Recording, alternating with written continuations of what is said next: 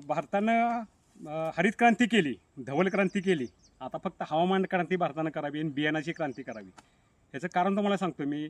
हवामानाचे अंदाज जे दिले जातात, आता त्या रडार आहे वर हवामान केंद्र आहेत मुंबई, पुणे, पुन्हा तुमचं दिल्ली, ह्या ठिकाणाहून तुम्ही रडारवर जे अभ्यास करून समुद्रात कोणत्या प्रकारे वादळ झाले, किती वाऱ्याचा वेग, गती किती, कामी किती, कुठल्या जिल्ह्यात पडेल, कुठल्या जिल्ह्यात नाही पडेल, हे सगळं तुम्ही सांगताय.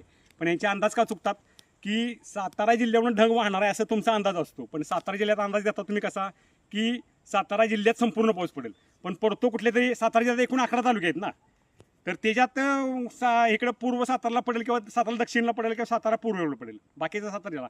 मग बाकीची सातारा जिल्ह्यातली लोक आहेत ज्या भागात पाऊस पडलाय त्यांचं पण ह्याला हवामान अंदाज बरोबर आहे. पण ज्या भागात पाऊस नाही पडलाय ते म्हणजे हवामान अंदाज काहीतरी देते ती, चुकीच देते ती.